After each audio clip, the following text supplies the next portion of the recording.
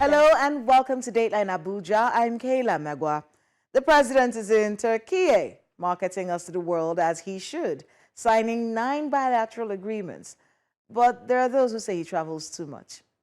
Meanwhile, the Senate is discussing Nigeria's territorial integrity, and findings by Nigeria's military have identified a number of officers with allegations of plotting to overthrow the government. And they say those with cases to answer will be formally arraigned before appropriate military judicial panels to face trial. Here's our Abuja wrap. Vice President Kashim Shettima returned to Abuja after a week-long diplomatic and economic mission to Guinea-Conakry and Switzerland.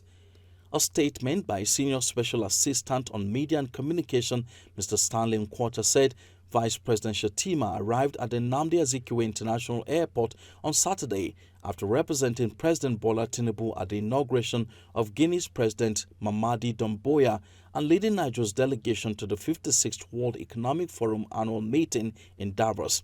The Vice President believed the trip is part of Nigeria's renewed commitment to regional solidarity in West Africa and its determination to reposition the economy under President Tinubu's renewed hope agenda. Vice President Shettima had departed Abuja for Conakry, where he attended President Doumbouya's inauguration, reaffirming Nigeria's leadership role within ECOWAS while opening new pathways for bilateral cooperation in agriculture and manufacturing. From Guinea-Conakry, Senator Shettima proceeded to Davos, Switzerland, where he led the Nigerian delegation at the WEF 2026. President Bola Tinubu departed Abuja for a scheduled state visit to the Republic of Turkey. The president was seen off at the Nnamdi Azikiwe International Airport by a delegation led by the Minister of the FCT, Mr. Wike, the Secretary to the Government of the Federation, Senator George Akume, the Chief of Staff to the President, Mr. Femi Gbajabiamila, the National Security Advisor, Mr. Nuri Badu, and other government officials. According to the presidency, the state visit was aimed at strengthening the existing cordial relations between the two countries and exploring further areas of cooperation in security, education, social development, innovation, and aviation. During President Tinubu's visit, both countries were to engage in strategic political and diplomatic discussion on shared values in finance, communication, trade, and investment. President Recep Tayyip Erdogan of the Republic of Turkey has promised to assist Nigeria in its fight against terrorism, given his country's history in tackling insurgency. President Erdogan stated this at a joint press briefing with President Bola Tinubu in the course of the state visit of the Nigerian president to Turkey. The Turkish president also reaffirmed his country's commitment to a $5 billion trade volume target with Nigeria. Both countries signed 9 bilateral agreements. And on the sideline of President Bola Tinubu's visit, the Minister of Interior, Mr. Olubunmi Tunji Ojo, has disclosed that the defense agreement signed with the Republic of Turkey is expected to help the border protection initiative of the President Bola Tinubu's administration. The minister was in Ankara, Turkey, as part of President Tinubu's delegation on the state visit to the country. The Minister of Finance and Coordinating Minister of the Economy, Mr. Wale Edun, also shed more light on the benefits of the agreement signed. Welcome back. After the ruling of the National Industrial Court ordering the FCT Joint Union Action Congress to suspend their industrial action immediately, the FCT minister dug in his heels, accusing the protests of being politically motivated and vowing to punish anyone who doesn't show up for work. Tonight, we go back to the beginning of this debacle to give you an idea of how it all started and where we are in this situation between the FCT minister and the staff who work in his ministry.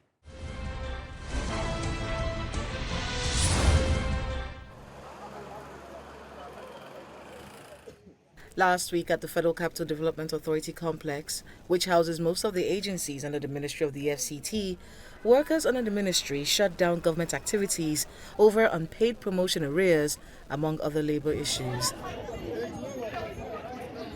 The workers under the Joint Union Action Congress demanded payment of outstanding promotion arrears and wage awards, conduct and release of stalled promotion exercises, cessation of service extensions for retired directors and permanent secretaries, remittance of pension contributions and National Housing Fund NHF deductions, addressing the mass failure, reportedly 77.5% in the 2024 promotion examinations. So many glitches happen, ranging from power failure, overcrowdedness, invalid logging and all, and we called their attention to it, but nothing was done. And before we know it, they gave us a 22.5% success rate. And we know that we are not done in the FCT, and we know that this is not what should be. So it's part of our agitation. Another of our agitation is the wage award, which has not been paid. When we started talking about this, they decided to pay one month for every staff against the 5 months. They paid the hazard allowance for the health and medical workers, the 13 months, which is part of our grievance. The strike followed the expiration of a 7-day ultimatum issued on January the 7th, 2026 by the workers. They insisted that all workers should stay away from work across the 6 area councils. Before now, we have had meetings with the DSS who are fronting for the security. And you know, FCT is volatile right now. The elections for the area councils are by the corner. So many people are having their agitations. And so we don't even want staff to come to work. For we that are here are representative of the staff, and we want it as peaceful as possible. And that is why it is this way, sir. And if you can see there's total compliance. Staff are not coming to work. If you go around, staff are not at work. In response, the FCT administration clarified that most of the workers' demands have been met. A statement issued by the Senior Special Assistant to the FCT Minister, Mr. Lere Olayinka, states that, quote, 10 out of the 14 demands of the workers that are on strike have been met, end quote. The statement describes the strike as unnecessary, ill-motivated, and aiming at achieving other purposes.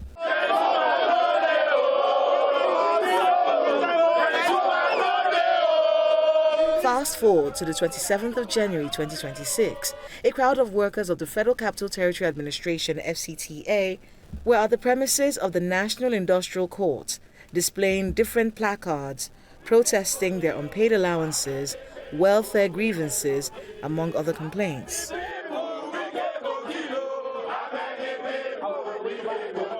They were there to witness the court proceedings instituted by the FCT minister, who's seeking to stop their strike.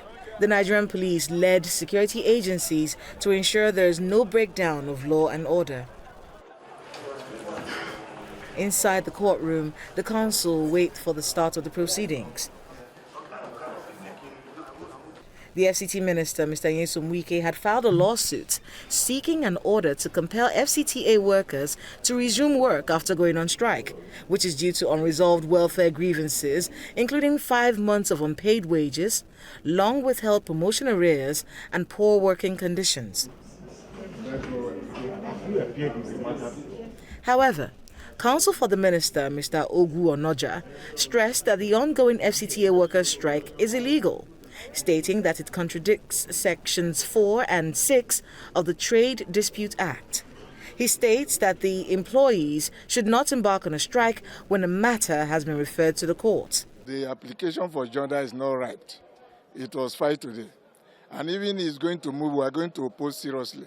Because this is a situation where we are saying that the people that called the strike are not, they don't have juristic personality.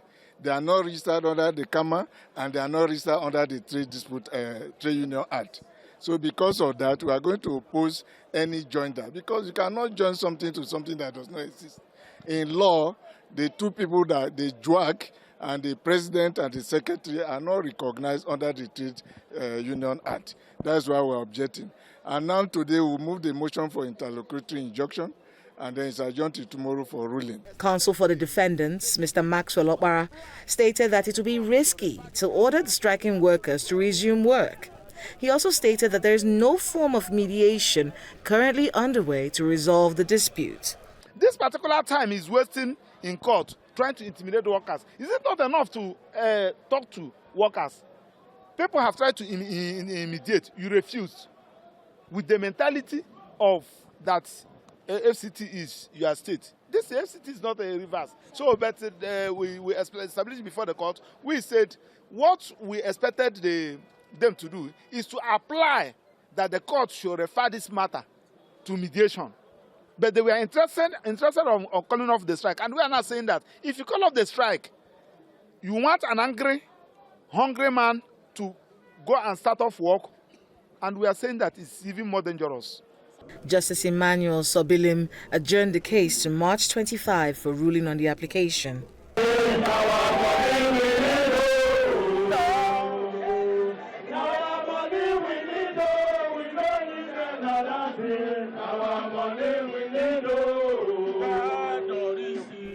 Following the court judgment, the leadership of the Nigeria Labour Congress (NLC) sent a solidarity message to the striking workers of the Federal Capital Territory, whom the Industrial Court has ordered to suspend their actions. They described the ruling as surprising and distasteful. A statement by the Acting General Secretary of the NLC, Mr. Benson Upa, urges the workers not to allow their hearts to be broken, as the court ruling cannot weaken the resolve of already injured workers. The statement also faulted the court for failing to look into the allegations brought forward by the workers, including allegations of non-remittances of National Housing Fund and pension deductions. The statement further puts on notice organizations and individuals violating the provisions of the Pensions Fund Act and National Housing Fund Act for a serious engagement with the NLC. The statement also asked workers and organs of the NLC to be on high alert over this recent development. The Minister of the Federal Capital Territory, Mr. Wike, on his part, is vowing to discipline any worker that fails to show up for duty from Wednesday, January the 28th, 2026. The minister gave the warning during a media briefing following the ruling of the National Industrial Court, which ordered the FCT Joint Union Action Congress to suspend the industrial action immediately.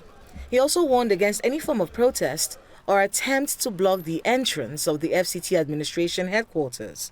While stating that the strike is politically motivated, the minister explains that his administration has commenced the payment of the FCT workers' wages. The administration has reasonably met the demands of the workers. Initially, we didn't go to court. We believe that they need to dialogue, that they need to sit down and talk. But when we saw that politicians have been able to hijack the strike, and we felt that we can't fold our arms and we have to go to court. When they talk about wages, and that's why they don't tell the public the truth.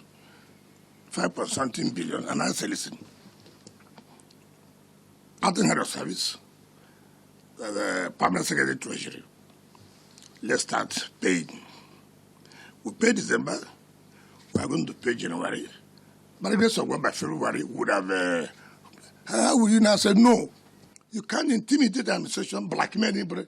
I had somebody say yesterday, oh, the workers were chasing me away. Where was that? I was in the office here. I finished working. After the time I came into the office, there was nobody at the gate. I left to the airport to see if Mr. President traveled to Turkey. Came back. I've given them the window. You can see me in office today.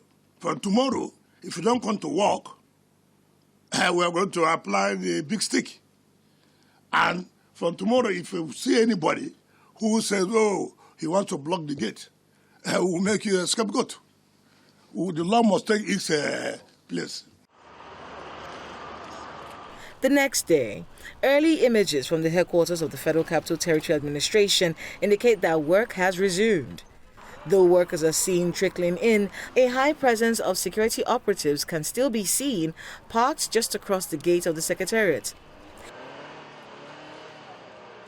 Meanwhile, the Minister of the Federal Capital Territory, Mr. Wike, has applied for a National Industrial Court order to commit the striking workers of the Federal Capital Territory Administration to prison over their alleged disobedience of the court order. The FCT minister has obtained Form 48, a legal document of the court which spells out the consequences of violating the order of court to be served on the striking workers. The Form 48 is titled Notice of Consequence of Disobedience of Order of Court and will be followed with contempt charges. It reads, quote, "Take note that unless you obey the directions contained in the order of Honorable Justice E.D. Sublimi of the National Industrial Court of Nigeria, delivered 27th day of January 2026, you will be guilty of contempt of court and will be liable to be committed to prison." End quote. The notice of consequence of disobedience of order of court dated January 29 was signed by the Registrar of the Industrial Court, Olajide Balogun. Although the striking workers predicated their resumption on the notice of appeal filed at the Court of Appeal against the ruling of Justice Sublimi, Wike's legal team rejected the claim. The legal team of Onoja SAN maintains that unless there's an express order of court staying the execution of the industrial court ruling, the workers have no basis to resume the strike and avoid incurring the wrath of the courts.